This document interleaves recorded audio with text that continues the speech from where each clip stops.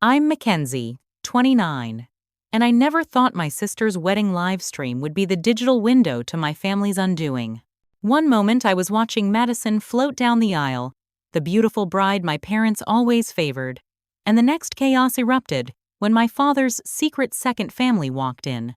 The screen froze right as my mother's champagne glass shattered against the wall, her face contorted in a rage I'd never witnessed. My phone exploded with texts from relatives, but I sat paralyzed in my apartment, 3,000 miles away. The ultimate family collapse, and I wasn't even deemed important enough to witness it in person. If you've ever felt like the outsider in your own family, you might relate to what I'm about to share. This wedding disaster changed everything I thought I knew about loyalty and truth. Before I continue with how this all unfolded, drop a comment letting me know where you're watching from and if you've ever discovered a shocking family secret. Hit subscribe if you want more real-life family drama stories that prove truth is stranger than fiction. The glossy cream envelope arrived on a Tuesday. I immediately recognized my mother's preferred stationery, Crane & Co. Nothing but the best for the Richardson family. Inside was Madison's wedding invitation. The paper thick and textured, the lettering in gold foil announcing her marriage to Connor Hamilton, pharmaceutical executive and Boston blue blood. But tucked inside was a handwritten note from my mother, Catherine. "Darling, we think it's best if you watch online." Link enclosed. I stood in my Portland apartment, staring at those words until they blurred. Not even a fake excuse about limited capacity or COVID restrictions. Just a blunt suggestion that my presence wasn't required or wanted at my only sister's wedding. I should have expected this. For the past 5 years, since I chose art school over the law career my father had mapped out for me, I'd been gradually excised from family events. First, it was "we forgot to tell you about the summer house weekend." Then, "oh, we didn't think you'd want to come to the charity gala." Now it was "you can watch your sister get married through a screen." My relationship with my family had always been strained. Richard and Catherine Richardson raised us in Beacon Hill with expectations as high as their social aspirations. Madison thrived under the pressure, becoming valedictorian, homecoming queen, Harvard graduate. I wilted, finding solace in art studios and photography, disappointing them at every turn. When I told them I was accepting my place at Rhode Island School of Design instead of Harvard Law, my father's face turned a shade of red I'd never seen before. "We don't pay for hobbies, Mackenzie," he'd said, voice cold as January in Boston. He cut me off financially that day. I took out loans, worked 3 jobs, and made it through anyway. I picked up my phone and called Madison. We spoke maybe twice a year now. Perfunctory conversations about nothing important. "Mac, hi," she answered, sounding distracted. "Can I call you back? The florist is here with samples." "Why am I not invited to your wedding?" I asked, skipping the pleasantries. A pause. "You are invited. Mom sent the invitation, right? To watch online. Like I'm some distant cousin in Australia, not your sister." Madison sighed. "It's complicated. Connor's family is huge, and they're taking up most of the spots. We had to make cuts somewhere." "Cuts somewhere? I'm your only sister. Look, it's not personal. It's just easier this way. You haven't been home in years, you barely know Connor. And honestly, I don't need your judgment about my choices on my wedding day." "My judgment? When have I ever judged your choices?" "Please, Mackenzie. Every time you look at my life, it's with that artist's critical eye. Like I'm selling out because I chose the path Dad wanted." I gripped the phone tighter. "That's not fair. Life isn't fair. Look, I've got to go. The live stream will be high quality, I promise. You won't miss anything important." She hung up before I could respond. I sat on my couch, the invitation still in my hand. The truth was, there was another reason I'd stayed away from family events. 3 years ago, while borrowing my father's phone to make a call when mine had died, I'd seen a text message preview from someone named Diana. "Can't wait to see you tonight. Thomas says hi." A few swipes revealed years of messages, photos of a woman and a young man who looked eerily like my father. Richard Richardson, Boston's most respected corporate attorney, had another family. I'd kept the secret, telling myself it was to protect my mother from pain. But deep down, I knew it was because confronting it would mean the final break between me and my family. I'd chosen cowardice disguised as compassion. I checked Instagram and saw posts from Madison's bridal shower, her bachelorette weekend in Nantucket. Events I hadn't even known were happening. The photos showed my mother, beaming with pride, and college friends I used to know posing with future Mrs. Hamilton sashes and champagne flutes. My best friend Zoe came over that evening with wine and sympathy. "Fly to Boston anyway," she suggested. "Show up at the church." "What are they going to do? Throw you out?" "Probably," I said, but smiled at her loyalty. "No, I'll respect their wishes. I'll watch online and send a gift." The next day, I ordered an outrageously expensive crystal vase from their registry. A peace offering, or maybe just a reminder that despite everything, I was still trying to be part of the family that had pushed me away. The Richardson family image was carefully crafted long before I understood what that meant.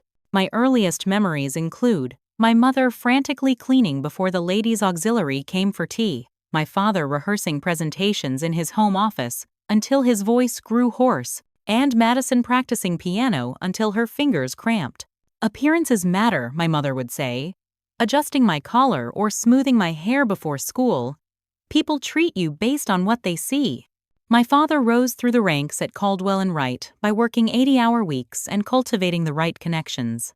By the time I was 10, he was a partner specializing in corporate law for pharmaceutical companies. Our home in Beacon Hill became a showcase. Featured twice in Boston Home magazine. My mother joined all the right committees and boards, hosting fundraisers where Boston's elite would mingle and write checks for causes that looked good on annual reports. Madison thrived in this environment.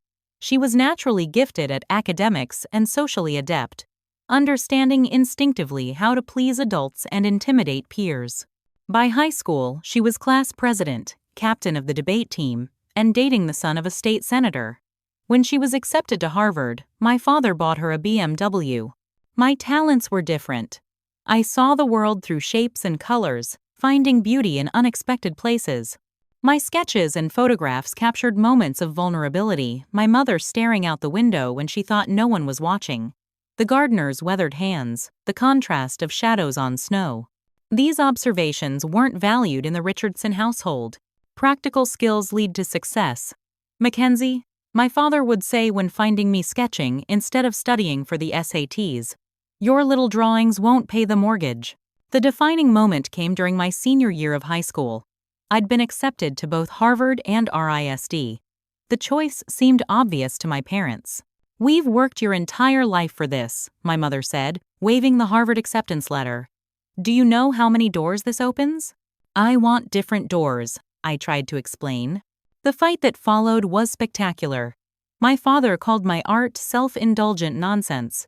My mother cried about wasted potential. Madison sat silently, watching me destroy family harmony yet again. When I chose RISD, my father didn't speak to me for 6 months. My mother called weekly, her disappointment palpable even through the phone. Madison sent a text. "You're being selfish, as usual." The narrative they constructed about my absence was creative. At family gatherings I no longer attended, I was described as finding myself or going through a phase. My mother told friends I was so dedicated to my art that she can't pull herself away, as if my absence were a choice rather than an exile. The Richardson family continued appearing in society pages, Richard receiving civic awards, Catherine chairing hospital fundraisers, Madison interning at prestigious firms. The perfect family of 3. The rebellious daughter conveniently erased. The discovery about my father's other life came during a rare visit home for Thanksgiving 3 years ago. My phone had died on the train from Providence, and I'd asked to borrow my father's while he was in the shower. The message from Diana popped up as I was checking the time. "We missed you last night. Thomas aced his history presentation. He gets his brains from you. See you Friday as usual?" Curiosity and dread drove me to open the message thread. Years of exchanges appeared holiday wishes, everyday check-ins, photos of a boy growing into a young man. In one, Diana and Thomas stood in front of a house in Brookline. In another, they posed on a beach that looked like Cape Cod. Thomas had my father's eyes, his jawline. There was no question. I replaced the phone before my father returned. That night, I watched him at dinner, laughing at Madison's stories, refilling my mother's wine glass, the picture of devoted husband and father. The performance was flawless. I said nothing, telling myself I was protecting my mother from pain. But in truth, I was protecting myself from being the messenger they would hate, even more than they already did. After that visit, I pulled away completely. I couldn't bear to watch the charade, to see my mother unknowingly sharing her life with a man who had built another family on the side. Or worse, what if she did know? What if this deception was another part of the Richardson family facade? The morning of Madison's wedding dawned sunny in Portland, the October light filtering through my apartment windows with golden optimism that felt at odds with my mood. I'd taken the day off from the gallery where I worked, setting up my laptop on the coffee table with a spread that mimicked a sad, solo reception, a bottle of champagne, some fancy cheese, and chocolate-covered strawberries. I received 3 texts before noon from cousins and aunts. "Where are you? Just got to the hotel. Thought you'd be here helping Madison get ready? Are you running late? The makeup people are almost finished."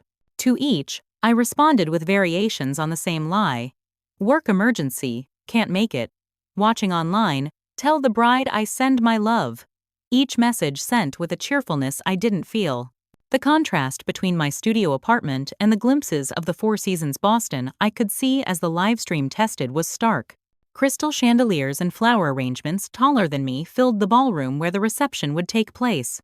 The ceremony would be held in Trinity Church, because Catherine Richardson wouldn't hear of her daughter getting married anywhere less historic. I texted Madison, "Good luck today. You're going to be a beautiful bride." The response came an hour later, "Thanks." One word. That's what our relationship had become. As I nursed a premature glass of champagne, my mind wandered to Madison's engagement party last year. I'd seen the photos on social media, Connor proposing at sunset on his family's yacht, the celebration afterward at the Hamilton estate in Manchester by the sea. I hadn't been invited to that either. Connor came from pharmaceutical royalty. His father had developed a blockbuster drug in the 90 seconds and parlayed that success into Hamilton Pharmaceuticals, now one of the largest privately owned pharmaceutical companies in the country. Connor had his father's business acumen and his mother's old money restraint. In their world, wealth was discussed in terms of philanthropy, never consumption. They were exactly the kind of family my parents had aspired to join. I wondered if Connor knew about Diana and Thomas. Probably not. Those kinds of secrets stayed buried in families like ours until they exploded spectacularly, usually in the form of messy divorces or tell-all memoirs written by the damaged children of powerful men. My phone rang, startling me out of these thoughts. My grandmother Eleanor's name flashed on the screen. Unlike my parents, grandmother Eleanor had always accepted me as I was. When I chose art school, she'd sent me a check and a note saying, "Create beauty in your own way." "Mackenzie, darling," she said when I answered. Her voice had the slight raspiness of a former smoker, warm and familiar. "Grandma, hi. Aren't you at the wedding? About to leave for the church. I wanted to check on you first. This watching online business is ridiculous." "It's fine," I lied. "I have work commitments anyway." Her disbelief was clear. "Tell me, who's on the guest list today? Anyone interesting?" The question seemed odd. "I wouldn't know. I'm not there, remember?" Yes. But has Madison mentioned any special guests? Anyone your parents might be surprised to see?" A chill ran through me. Did she know about Diana and Thomas? Not that I know of. Why? Just curious. "Your mother has been acting strangely. More tense than usual for a wedding." She paused. "She and your father have been arguing behind closed doors." "Maybe it's just wedding stress," I offered, not wanting to be pulled into family drama I'd worked so hard to escape. "Perhaps," she said, sounding unconvinced. "I should go. Richard is honking the car horn. He's been particularly short-tempered lately." After we hung up, I felt uneasy. Grandmother Eleanor rarely engaged in idle speculation. If she was concerned, there was usually a reason. At 3:30, I opened the livestream link. The camera was positioned near the front of the church, giving a perfect view of the altar and the first few rows of pews. Guests were being seated, the familiar faces of Boston society taking their places. I spotted my mother's friends from the garden club, my father's law partners, Connor's relatives with their understated wealth evident in simple but exquisitely tailored clothes. My mother appeared, escorted to her seat by an usher. She wore a pale blue dress that must have cost thousands. Her hair and makeup flawless. But grandmother Eleanor was right, something in her expression seemed off. Her smile looked brittle as she greeted guests, her eyes darting around the church as if searching for something. Or someone. My father worked the room like the skilled social operator he was, shaking hands and kissing cheeks, every inch the proud father of the bride. No one watching would ever guess he lived a double life. As the church filled, I scanned the guests for familiar faces. Connor's family occupied the entire right side of the church, a sea of blonde hair and conservative attire. They looked exactly like what they were: old money, reserved, judgmental of outsiders. I poured another glass of champagne and settled in as the string quartet began to play. The wedding was about to begin, and despite everything, I felt a pang of sadness that I wasn't there to see my sister on her big day.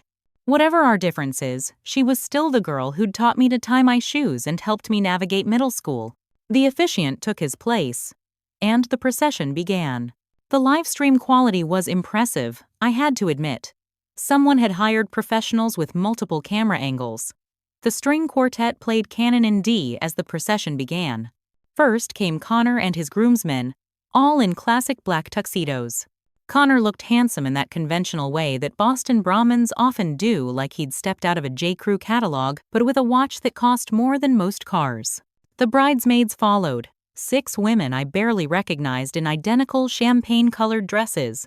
Former sorority sisters and cousins from Connor's side, I guessed. Madison had always been skilled at collecting the right friends, people with connections, influence, and Instagram-perfect lives. The flower girl, Connor's niece, scattered rose petals with practiced precision. Then the music swelled, everyone stood, and Madison appeared at the back of the church on our father's arm. My breath caught despite myself. She was stunning. Her dress was clearly designer, probably Vera Wang or Carolina Herrera, with delicate lace overlay and a cathedral-length veil. Her dark hair was swept up, accentuating her long neck and our family's characteristic high cheekbones. She looked radiant, and for a moment, I felt a genuine surge of happiness for her. My father beamed with pride as he walked Madison down the aisle. The camera caught my mother dabbing at her eyes with a monogrammed handkerchief. Perfect Richardson family moments, perfectly captured for posterity. But something in my mother's expression nagged at me. Her eyes weren't focused on Madison or Richard. Instead, she kept glancing toward the back of the church. The smile on her face didn't reach her eyes, which held an emotion I couldn't quite place. Anticipation? Anger? Both? The ceremony proceeded with traditional elegance. The priest spoke about marriage as a sacred covenant. Connor and Madison exchanged standard vows about love and cherishing each other. Nothing personalized. Nothing that might be considered too emotional or revealing. As the ring exchange began, the camera panned across the guests, perhaps to capture reactions. That's when I saw her, a striking woman, with dark hair streaked with silver, seated near the back of the church. She wore a simple navy dress and pearl earrings, elegant without being showy. I choked on my champagne, spilling some onto my laptop keyboard. Diana, she wasn't supposed to be a real person to me. She was just a name in text messages, a concept rather than flesh and blood. But there she was, watching my sister's wedding with an inscrutable expression. And beside her sat a young man, perhaps 21 or 22, with my father's jawline and my family's distinctive eyes.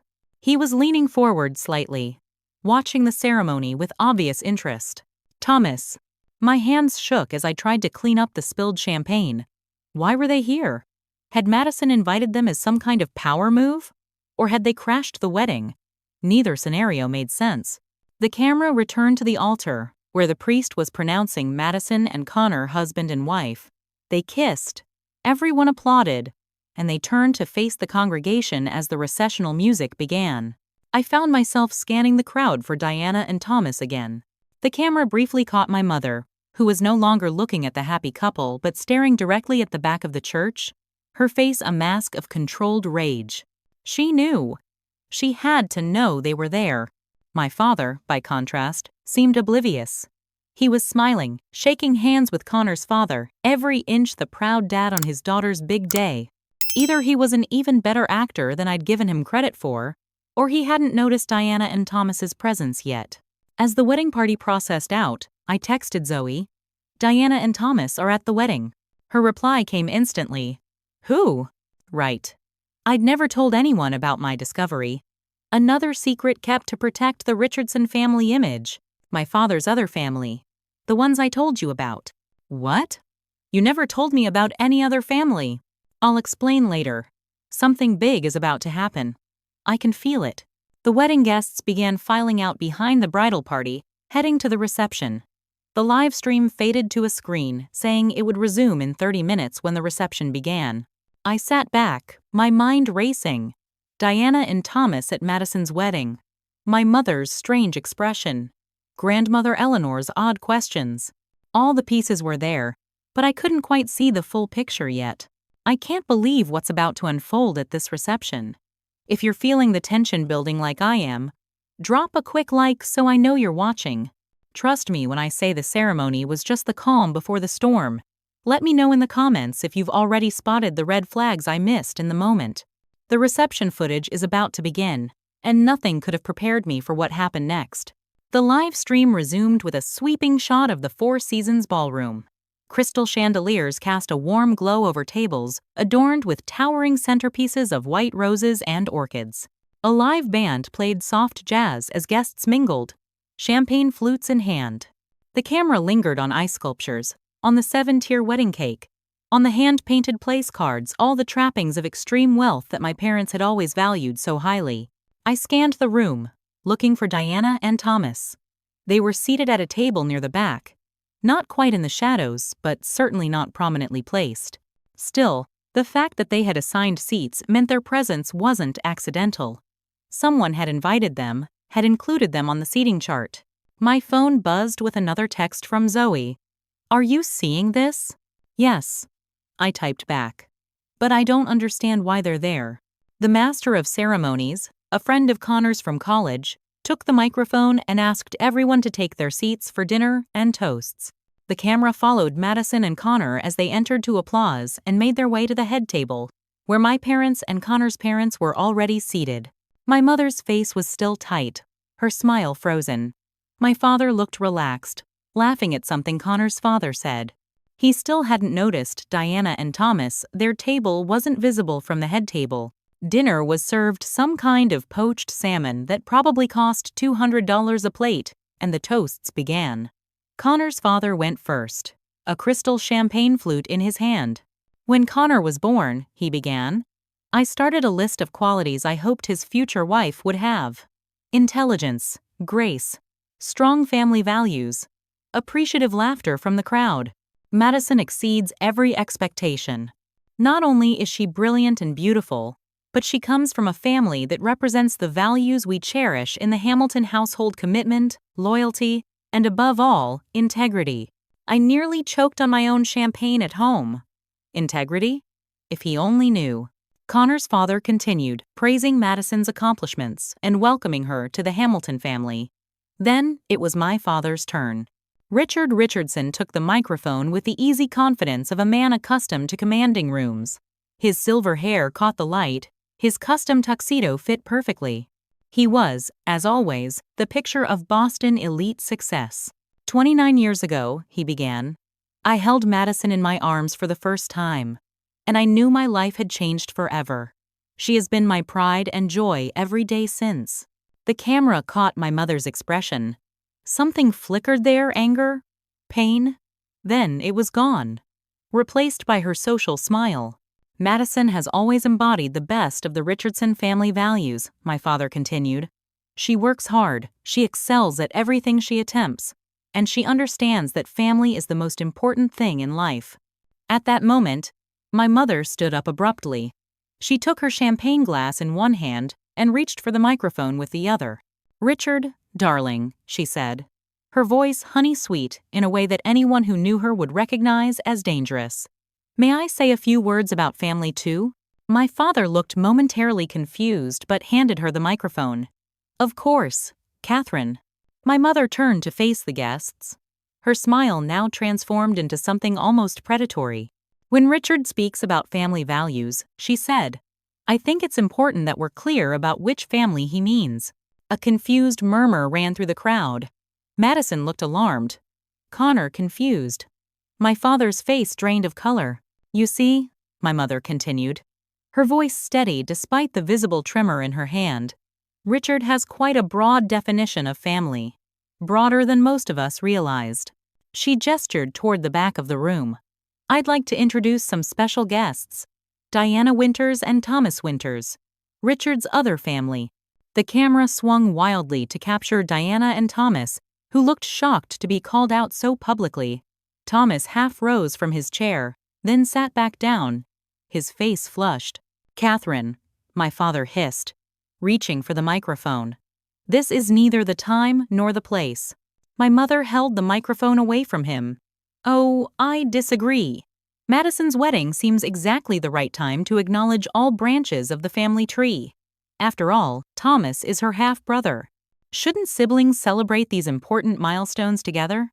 Madison stood up so quickly she knocked over her champagne. Her what? The camera captured the exact moment Connor's mother's face transformed from confusion to horror. Connor's father looked like he might have a stroke right there at the head table. Mom, what are you talking about? Madison's voice was shrill with panic. Ask your father, my mother said, her voice ice cold. Ask him about his 25-year relationship with Diana. Ask him about the house he bought them in Brookline. Ask him about the college fund he set up for Thomas while telling you we couldn't afford to support your sister's art school dreams. The ballroom had gone completely silent except for the sound of my mother's voice, amplified through the speakers. I've known for 3 years, she continued, looking directly at my father. I hired a private investigator after finding receipts for jewelry I never received. He documented everything: the Thursday night work dinners, the weekend golf trips, the secret bank accounts. My father lunged for the microphone, but my mother stepped back. I kept quiet to maintain our family's reputation. To protect Madison's relationship with the Hamiltons, I played the dutiful wife while you played house across town. Madison was openly crying now, mascara streaming down her cheeks. Connor had his arm around her, looking stunned. But then I discovered something even more interesting, my mother said, her voice rising. I found out that someone else knew your secret too. Mackenzie, our other daughter. The one you cut off financially when she dared to disobey you. She discovered your texts 3 years ago but kept quiet, thinking she was protecting me. The camera swung back to Diana and Thomas, capturing their shocked expressions. Thomas looked directly into the camera, and I felt a jolt of recognition he had my eyes. Our eyes. So I decided, my mother continued, that today was the perfect day to bring all the pieces of Richard's life together. The wife he married for social connections, the daughter he parades around as his greatest achievement, the mistress he actually loves, and the son he spends his real time with. She turned to Madison. I'm sorry, darling. I didn't want to ruin your day. But I couldn't watch him stand there talking about family values for one more second without screaming. And then, with perfect theatrical timing, my mother hurled her champagne glass against the nearest wall. It shattered spectacularly, champagne spraying across white roses. The live stream froze on that exact moment. My mother's face contorted in rage. Glass shards suspended in midair, Madison's mascara-streaked face, my father halfway out of his chair, and in the background, Diana covering her mouth in horror while Thomas stared directly at the camera. At me, though he couldn't possibly know I was watching. The feed cut out completely. The screen went black. I stared at the black screen, frantically clicking refresh on my browser. Nothing. The live stream had been cut, probably by someone with enough presence of mind to recognize that the Richardson family meltdown shouldn't be broadcast to everyone with the link. My phone exploded with notifications. Texts, calls, even emails began flooding in from extended family members, family friends, and distant acquaintances who had apparently also been relegated to digital attendance. Did you see that? Oh my God, what is happening? Did you know about this? Call me immediately. I ignored them all, my hands shaking too badly to type coherent responses anyway. Instead, I poured another glass of champagne and downed it in one swallow, trying to process what I'd just witnessed. My mother had known. All this time, she'd known about Diana and Thomas. And she'd known that I knew too. The wedding livestream suddenly made sense. She hadn't wanted me there because she was planning this dramatic revelation. She'd been afraid I might warn my father if I suspected something. My phone rang again. Aunt Laura, my mother's sister. I answered, needing information about what was happening now that the livestream was dead. "Mackenzie," she practically shouted. "Are you watching? Did you see?" "I saw until the feed cut out," I said. "What's happening now?" "Total chaos," she said, her voice a mixture of horror and excitement. "Your father tried to grab the microphone, and Connor's father intercepted him. They're practically in a fist fight. Madison is screaming that the wedding is ruined. Connor's mother is demanding they annul the marriage immediately. What about Diana and Thomas? They tried to leave, but your mother blocked their path. She's been apparently planning this confrontation for months. Thomas yelled something about how he's known about the Main family his whole life, and that your father has been lying to everyone for decades." I closed my eyes, trying to imagine the scene. Where's grandmother Eleanor? Sitting calmly in the corner, watching everything like she's at a tennis match. Oh, your father just stormed out. Madison is having what looks like a full breakdown. Connor's parents are huddled with their family lawyer. Yes, they apparently brought a lawyer to the wedding. My phone beeped with another incoming call. Madison. I told Aunt Laura I'd call her back and switched over. Mac? Madison's voice was almost unrecognizable, thick with tears and rage. Did you know? Tell me the truth. Did you know about Dad's? About them? I hesitated for only a moment. Yes. I found out 3 years ago. I saw messages on Dad's phone. And you never told me? Her voice rose to a shriek. You let me plan this whole wedding, invite all these people, only for Mom to use it as her revenge theater? I didn't know Mom knew, I said. I kept quiet because I thought I was protecting her. I had no idea she was planning this. You should have told me. Madison sobbed. I'm your sister. You've barely spoken to me in years, Madison. You excluded me from your wedding. When exactly should I have shared this information? She was quiet for a moment, just the sound of her ragged breathing. I need to go. Connor's parents want to talk to us. Madison, wait. But she had already hung up. I tried calling her back, but the call went straight to voicemail. I tried my mother next, then my father, but neither answered. Even grandmother Eleanor's phone went to voicemail. I was thousands of miles away, completely cut off from the family drama unfolding in real time. The irony wasn't lost on me. I'd spent years trying to distance myself from my family's toxicity, and now that it had finally imploded, I felt desperate to be there, to understand, to somehow be part of it. My phone rang again. Unknown number. I almost didn't answer, but something made me swipe to accept. Hello? Is this Mackenzie Richardson? The voice was male, youngish, vaguely familiar, though I couldn't place it. Yes. Who's this? A pause. It's Thomas. Thomas Winters. I guess, your half-brother. I nearly dropped the phone. How did you get my number? Your grandmother gave it to me. Eleanor. She's the only person still acting rationally right now. Of course.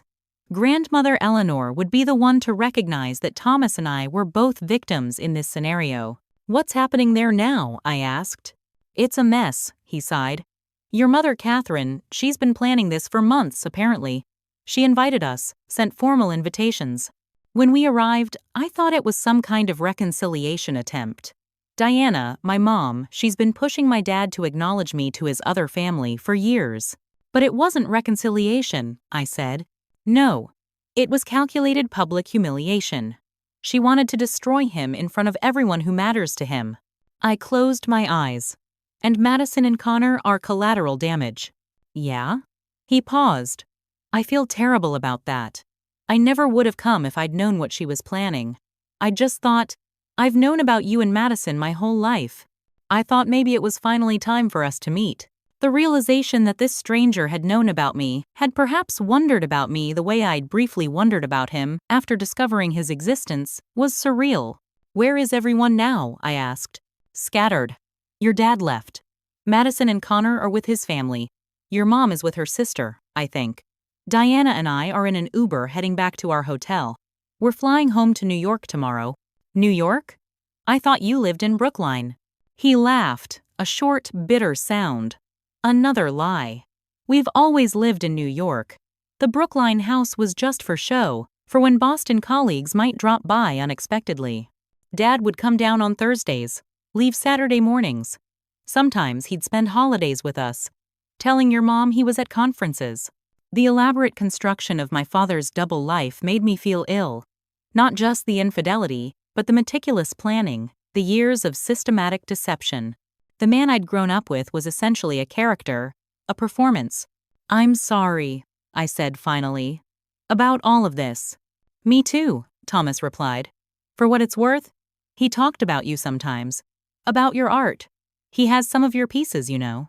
Diana encouraged him to support your career, but he said it would be too hard to explain to your mother where the money was coming from. The revelation that the other woman had advocated for me when my own mother hadn't was yet another painful irony. I didn't know what to say. Listen, Thomas said. I don't expect you to want a relationship with me. This is all incredibly messed up. But if you ever want to talk, I don't know, maybe it would help to talk to someone who understands how it feels to be part of Dad's secret life. I thought about it. This stranger on the phone was my half-brother. We shared blood, history, a father who had betrayed us both in different ways. I'd like that, I said finally. Not right away. I need to process all this. But yes, eventually. Okay, I'll text you my contact info. And Mackenzie? I'm sorry you had to watch all this happen on a screen. Your sister didn't know about the big reveal plan, by the way. From what I gathered, your mother kept Madison in the dark, too. After we hung up, I sat in silence in my apartment. The remains of my sad solo reception spread out before me. My phone continued to buzz with messages I couldn't bring myself to read. The perfect Richardson family had finally shattered completely. The carefully maintained facade cracked beyond repair. And somehow, watching it all happen from 3,000 miles away made me feel both relieved to be distant from the chaos and sad that once again, I was an outsider in my own family story. The morning after the wedding disaster, I woke to over 50 missed calls and countless unread messages. I ignored most of them, unable to face the questions and gossip. Instead, I called in sick to the gallery where I worked and spent the day in a strange limbo, alternately checking news sites. Thankfully, the Richardson-Hamilton wedding drama hadn't made headlines yet, and staring blankly out my apartment window.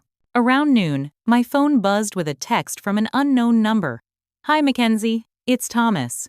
Just wanted to check if you're doing okay after yesterday. I'm here if you want to talk. I stared at the message for a long time. Thomas. My half-brother. The secret son.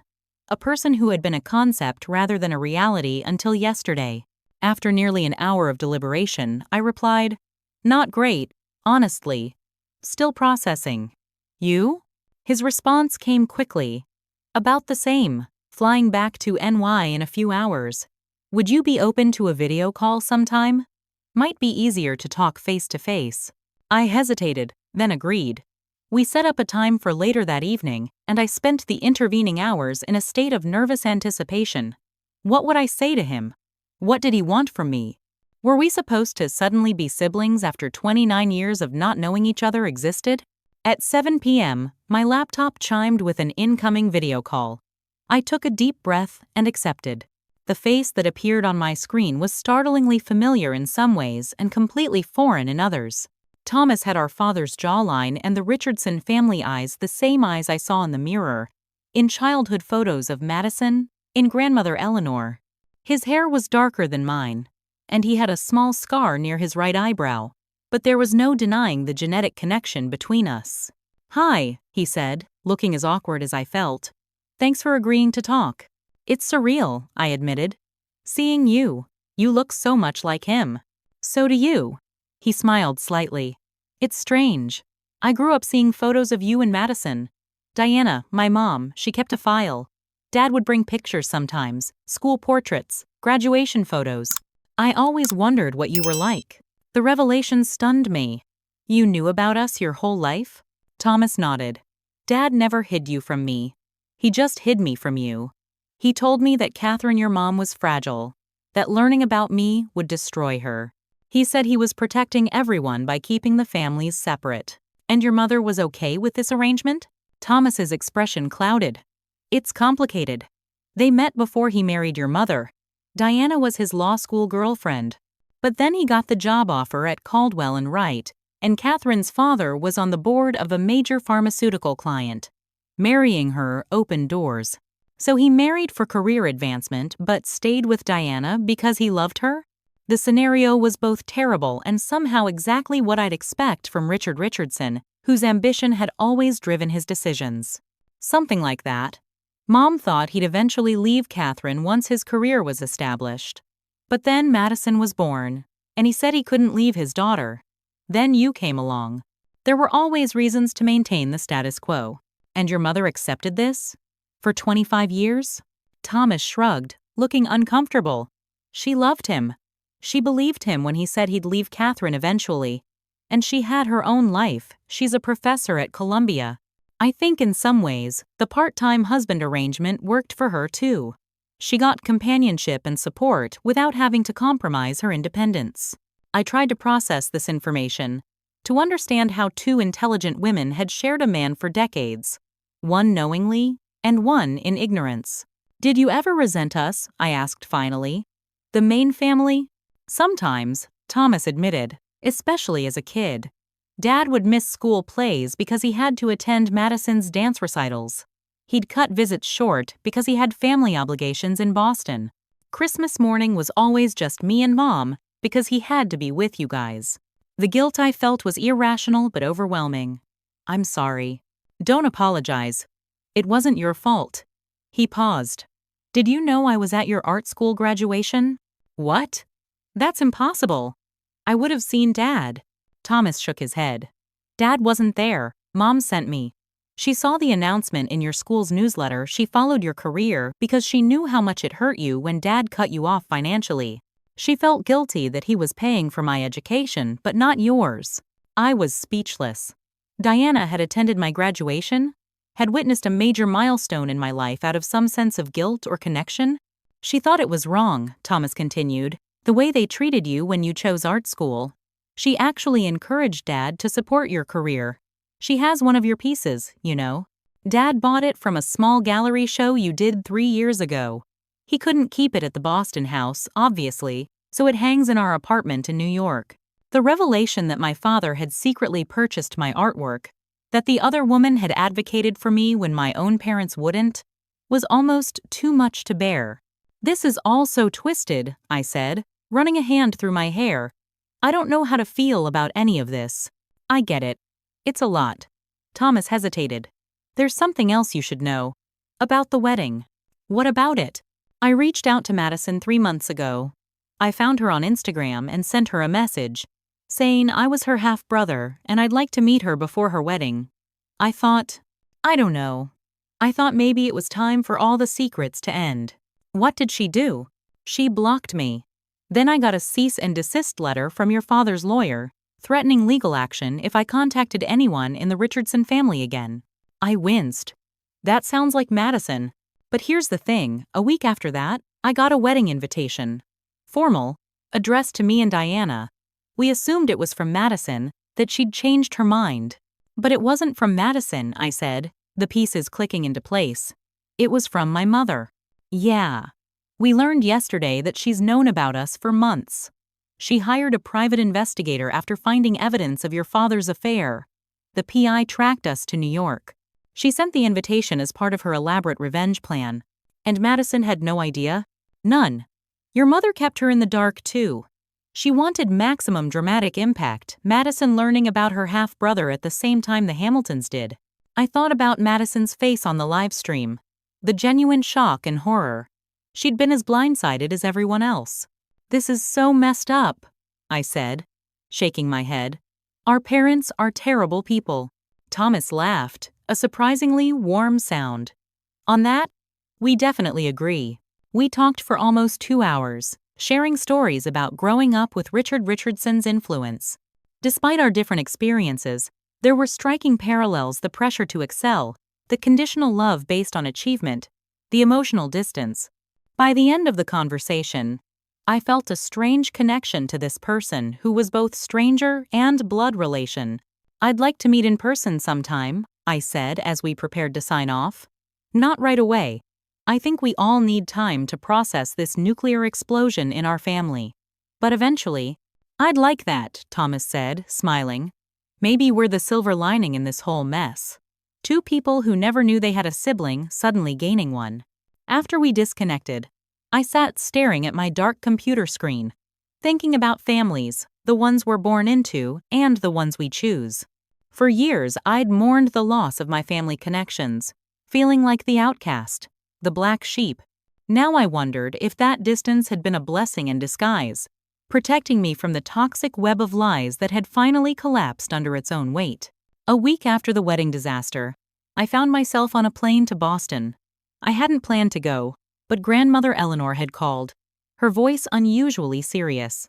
"It's time you came home, Mackenzie," she'd said. "Not for your parents, for yourself. Some things need to be faced in person." The Richardson family meltdown had somehow stayed out of the press money and influence buying silence, no doubt.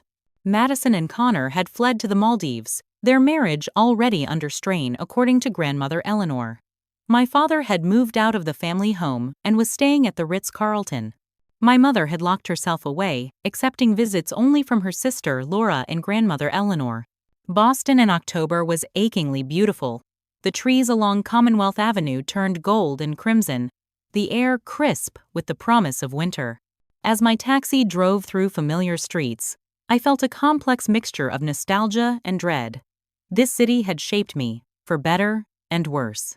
I'd arranged to meet Thomas at a quiet cafe in Back Bay, away from my parents' social circles. He was already there when I arrived, sitting at a corner table with 2 cups of coffee and a nervous expression. Our first in-person meeting was surreal. Standing face to face with my half-brother, I could see even more clearly the Richardson genetics at work, the same slight asymmetry to the smile, the same way of tilting the head when listening. "I brought something," he said after our initial awkward greetings. He slid a photo album across the table. "I thought you might want to see." The album contained photos documenting Thomas's life: baby pictures, school portraits, family vacations, and in many of them, our father, looking exactly as I remembered him from those same years. The same man who had attended my elementary school plays had also attended Thomas's. The same man who had taught me to ride a bike had taught Thomas as well. A parallel life, meticulously maintained. "It's strange," I said, turning the pages slowly. "Seeing the same moments but in a different setting." "Diana documented everything," Thomas explained. "She wanted me to have normal childhood memories, even if our situation wasn't normal." We were so engrossed in conversation that we didn't notice the new arrival until a shadow fell across our table. "Well, isn't this cozy?" My mother stood there, elegant as always in a camel-colored coat and pearls, but with new lines around her mouth and eyes that hadn't been there before. Her gaze was fixed on Thomas, taking in every detail of his face with obvious discomfort. "Mother," I said, standing up. "What are you doing here? Eleanor told me you were in town. She didn't mention you'd be with him." She made no move to sit down. Thomas stood as well, extending his hand. "Mrs. Richardson, I'm sorry we're meeting under these circumstances." My mother ignored his outstretched hand. "Are you?" "Sorry, I mean, because from where I stand, you seem quite comfortable inserting yourself into my daughter's life, just as your mother inserted herself into my marriage." "Mother, that's not fair," I interjected. "Thomas didn't choose any of this. And Diana didn't exactly steal Dad away. He was never fully yours to begin with." "How would you know?" she snapped. "You've been gone for years, Mackenzie. You chose art over family, and now you're choosing his side over mine." "There are no sides," I said, feeling my temper rise. "And if you recall, I didn't choose to leave. Dad cut me off, and you did nothing to stop him. I couldn't defy your father. You know what he's like." "Yes, I do. That's why I kept his secret when I discovered it 3 years ago. I thought I was protecting you from pain." My mother's expression changed. A flash of vulnerability before her society mask slipped back into place. You knew? All this time? I found texts on his phone during Thanksgiving 3 years ago. I saw pictures of Thomas and Diana. And you said nothing. Her voice was flat. What was I supposed to say? Hey, Mom, Dad's been living a double life for decades? You barely spoke to me as it was. I thought it would destroy you. So you protected him instead. No, I thought I was protecting you. And protecting what little connection I still had to this family. If I'd told you, Dad would have found a way to twist it, to make me the villain. He always does. My mother sank into a chair, suddenly looking older and very tired. I've suspected for years, she admitted. Little things that didn't add up. Phone calls he'd take in another room. Business trips that seemed unnecessary. But I had no proof until I found a receipt for a woman's bracelet last Christmas. A 25th anniversary gift. We've only been married 29 years. Thomas shifted uncomfortably. I should go, he said. This is a private conversation. No, my mother said sharply. Stay. You're part of this too, whether I like it or not. She looked at him directly for the first time. Did you know about us? All these years? Thomas nodded. Dad never hid you from me. He kept pictures of Mackenzie and Madison in his wallet. He talked about you all the time. A bitter laugh escaped my mother. How generous of him to acknowledge our existence. Why did you invite Thomas and Diana to the wedding? I asked. Why orchestrate such a public revelation? My mother's eyes hardened. Because I wanted Richard to lose everything. He values his reputation, his social standing, the respect of his peers. I wanted the Hamiltons to see what kind of man their precious daughter was marrying into. I wanted everyone to know that the great Richard Richardson is nothing but a liar and a cheat. And Madison was just collateral damage? Thomas asked quietly. I never meant to hurt Madison, my mother insisted, but her eyes slid away. I thought she'd be angry at Richard, not me. You ruined her wedding day, I pointed out. In front of hundreds of guests and Connor's entire family. How could she not be hurt? She'll get over it. The Hamiltons have too much invested in this union to back out now. Connor's father is already negotiating with Richard about keeping this quiet. The casual way she discussed her daughter's pain made me see my mother clearly for perhaps the first time. Catherine Richardson had always been more concerned with appearances than emotions, with social standing than genuine connection. In her own way, she was as calculating as my father. I haven't even asked how you're doing, I said. Realizing I'd been so caught up in the drama, I'd neglected the most basic courtesy. How do you think I'm doing? She replied, but without real venom. I've spent nearly 30 years building a life that turned out to be a lie. I've lost my husband, probably my daughter, certainly my standing in certain circles. She glanced at Thomas. And now I discovered that my husband's mistress was advocating for my daughter when I wasn't. Diana encouraged Richard to support your art career, apparently. So he told you about that, Thomas said. Richard has been quite forthcoming since the wedding. Perhaps he thinks honesty at this late stage will save him. My mother's laugh was brittle. It won't. I've filed for divorce. My lawyer assures me I'll get everything: the house, the summer place on the Cape, half his retirement funds. Diana can have what's left of him. Thomas bristled. Diana never wanted to destroy your marriage. She encouraged Dad to be honest with you for years. He was the one who insisted on maintaining the deception. How noble of her, my mother said dryly. She was perfectly content to be the second wife in all but name for 25 years. Don't paint her as a victim. We were all victims, I interjected. All of us except Dad. He got everything he wanted: the prestigious wife, the social connections, the daughter who followed his plan, and the woman he actually loved with the son he could be himself with. My mother's face crumpled momentarily before she regained control. That's the worst part, isn't it? Knowing I was just a means to an end. A stepping stone for his career. A social secretary for his business connections. In that moment, I felt an unexpected wave of compassion for her. Catherine Richardson was a difficult woman, cold, judgmental, status-obsessed, but she was also a person whose entire identity had been built around being Richard Richardson's wife. Now that foundation had been revealed as sand. What will you do now? I asked. Divorce him. Take everything I can. And then, she trailed off, looking momentarily lost. I don't know. I've never been just Catherine before. I've always been Richard's wife, Madison and Mackenzie's mother, the chairwoman of this committee or that board. Maybe that's the silver lining, I suggested gently. A chance to figure out who you are outside of those roles. My mother regarded me thoughtfully. When did you get so wise? Probably around the time I chose the life I wanted instead of the one that was planned for me. She nodded, then stood abruptly. I should go. I have a meeting with my divorce attorney. She hesitated, looking at Thomas. I don't know what to make of you. You look so much like him. But you seem kinder somehow. I try to be, Thomas said simply. Well, my mother adjusted her scarf. I suppose you two are siblings. That will take some getting used to. She turned to me. Will you come to the house before you leave Boston? There are things we should discuss. I'll try, I promised, not committing fully. After she left, Thomas and I sat in silence for a moment. That was intense, he finally said. Welcome to the Richardson family dynamics, I replied with a wry smile. Drama is our specialty. Do you think we could have a relationship? As siblings, I mean. Despite all this, I considered the question seriously. I think so. Not because of our father, but in spite of him. We're both adults. We can choose the relationship we want to have. I'd like that, Thomas said. I always wanted a sister. I got two at once, though Madison may never speak to me.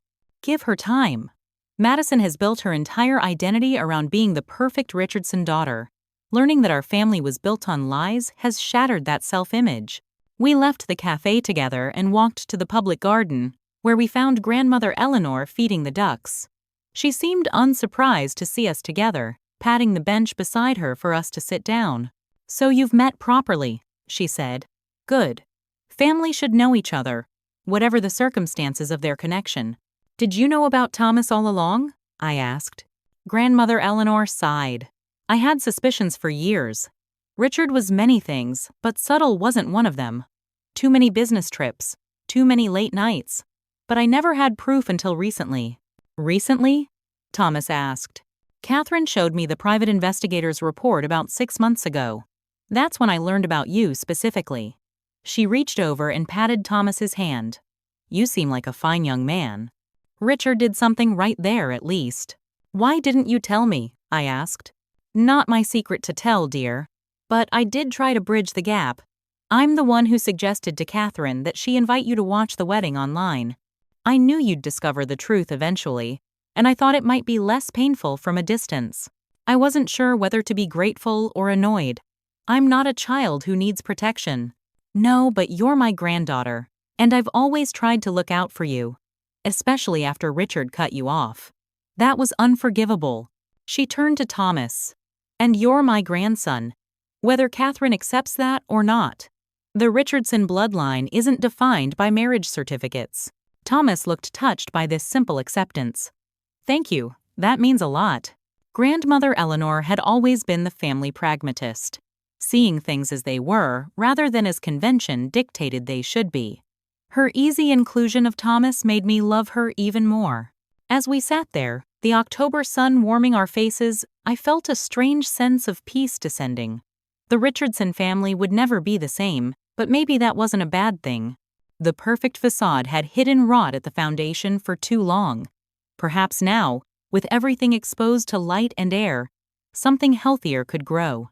6 months after the wedding that wasn't, I stood in the center of Aperture Gallery in New York, watching as the final preparations were made for my first major solo exhibition. The show, titled Dual Lives, featured a series of diptychs exploring the nature of identity, truth, and the facades we present to the world. The inspiration was obvious to anyone who knew my story, but I'd transformed the personal into the universal. Each piece paired two perspectives of the same moment, what was shown and what was hidden, the public face and the private truth. Thomas arrived early, bringing a bottle of champagne and a proud sibling's enthusiasm. In the half year since the wedding disaster, we'd built a genuine relationship, bonding over our shared experiences. As Richard Richardson's children and our mutual love of art, Thomas was a talented photographer whose eye for composition had helped me refine several pieces in the show. Nervous, he asked, handing me a glass of champagne. Terrified, I admitted. The curator from MoMA is coming. And my former professor from RISD. They're going to love it, Thomas assured me. The work is extraordinary. The gallery door opened, and Diana entered tentatively. In the months since we'd first met, we'd developed a cautious friendship. She was neither the homewrecker I'd once imagined, nor the victim she sometimes portrayed herself as, but a complex woman who had made complicated choices. "These are for you," she said, handing me a portfolio case. I thought tonight might be the right time. Inside were dozens of my childhood drawings and early art school pieces, work I'd thought lost when I left home. Richard kept them, Diana explained. He couldn't display them at home, so he brought them to our apartment. He was proud of your talent, Mackenzie, even if he couldn't admit it publicly. The knowledge that my father had secretly valued my art while publicly dismissing it was one more contradiction in a man who had lived his entire life in compartments. Richard had sent an apologetic email last month, attempting to explain his choices, but I hadn't responded. Some breaches couldn't be repaired with words alone. "Thank you," I said to Diana, genuinely moved by the gesture. "This means a lot." The gallery began to fill with critics, collectors, and friends. Zoe arrived with a group from Portland, hugging me fiercely and whispering, "I told you your work would hang in New York someday." I was chatting with a collector when I noticed a familiar figure by the entrance. Madison, looking thinner than I remembered but impeccably dressed as always, stood hesitantly in the doorway. We hadn't spoken since a brief, tense phone call after she returned from the Maldives. Connor was noticeably absent beside her. "Madison," I said, approaching her carefully. "I didn't know you were coming. Grandmother Eleanor told me about the opening," she said. "I was in the city for a consultation." She twisted her wedding ring, and I noticed the tan line where it had recently been removed. "How are you?" I asked, genuinely concerned by the shadows under her eyes. "Separated," she said bluntly. The wedding debacle was too much for Connor's family. They've been pushing for annulment from day one. We tried to make it work, but she shrugged, attempting nonchalance but failing to hide the pain. "I'm sorry," I said, and meant it. Whatever our differences, Madison was still my sister. "Are you?" she asked, but without real accusation. I spent so many years being the perfect Richardson daughter, following Dad's blueprint for success. And where did it get me? A failed marriage and a family in shambles. "None of that is your fault," I insisted. "Dad's choices, Mom's reaction, those aren't on you." Madison looked around the gallery, taking in my work with a thoughtful expression. "You chose the right path, Mac. You followed your passion despite everything. I should have had that courage." "It's not too late," I said. "You're what, 31? You have time to build the life you want, not the one they planned." She smiled faintly. "Maybe. I've applied to graduate schools, actually. I'm thinking about architecture. I always loved design, but never pursued it because Dad said it wasn't practical." "That's great, Madison." "Really?" She hesitated, then nodded toward Thomas, who was chatting with a gallery patron. "Is he here?" "Yes. He's been incredibly supportive of the exhibition. He helped me with some of the technical aspects of the installation." Madison's expression tightened. "I'm not ready for that." "Not yet. No one's pushing you," I assured her. "But for what it's worth, he's a good person. None of this was his fault either." She nodded, not committing to anything but not rejecting the possibility outright. It was progress. Our conversation was interrupted by a commotion at the entrance. My mother had arrived, causing a stir among the attendees who recognized the recently scandalous Catherine Richardson. She'd undergone a transformation in the months since the wedding. Her hair was shorter, her clothing less conservatively elegant, her bearing more relaxed. She made her way to me, kissing me on both cheeks as if we'd always had the kind of relationship where such gestures were natural. "The gallery is lovely, Mackenzie. The work is powerful." "Thank you," I said, somewhat taken aback by her approval. "I didn't expect you to come." "I wouldn't miss it," she said. "Besides, I'm in town meeting with realtors. I'm selling the Boston house." "Really? Where will you live?" "I've bought a small place in Provincetown. I'm going to take art classes at the community college there." She smiled at my obvious surprise. "Don't look so shocked. I majored in studio art before I met your father." He thought it wasn't appropriate for a corporate attorney's wife. This revelation about my mother's abandoned artistic ambitions was yet another piece of family history I'd never known. I had no idea. "There's a lot about me you don't know," she said. "I'm hoping we might change that." She glanced past me and stiffened slightly. Diana had approached, stopping a respectful distance away. Catherine Diana acknowledged with a small nod. "Diana," my mother replied, her voice neutral. It wasn't friendship, but it wasn't open hostility either, a detente negotiated through mutual recognition of their shared experience as women deceived by the same man. Grandmother Eleanor arrived last, moving slowly with her cane but resplendent in a vintage Chanel suit. She surveyed the room, noting the presence of all the key players in our family drama, and nodded with satisfaction. "My girls," she said, embracing Madison and me. "And Thomas," she added, beckoning him over. "Come here, young man. Let me look at you properly." Thomas joined our awkward family circle, keeping a respectful distance from Madison, who was studiously avoiding eye contact. "Richard would be proud," Grandmother Eleanor said, looking around at the exhibition. "If he had the sense God gave a goose, which he evidently doesn't." "Have you spoken to Dad?" I asked her. "Once or twice. He's living in New York now, did you know? Trying to rebuild his practice after the scandal. Several major clients dropped him." She shrugged. "He made his bed." A gallery assistant approached, informing me it was time for the brief artist talk I was scheduled to give. As I moved to the center of the room, I looked at the strange assembly of my fractured family, Madison standing slightly apart but present, my mother and Diana maintaining a careful distance from each other, Thomas and Grandmother Eleanor conversing easily. The final piece in the exhibition was unveiled, a diptych showing two perspectives of a family dinner. On one side, the formal family portrait version, everyone smiling perfectly. On the other, the same scene but revealing what lay beneath. Tension in the set of shoulders, hands clenched under the table, faces slightly distorted to reveal the strain of maintaining the facade. "I want to thank you all for coming tonight," I began, addressing the crowd of art lovers, critics, and collectors. "This exhibition explores the nature of duality, the public and private selves we all maintain, the stories we tell others versus the truths we know." A reporter raised his hand. "Your work seems deeply personal.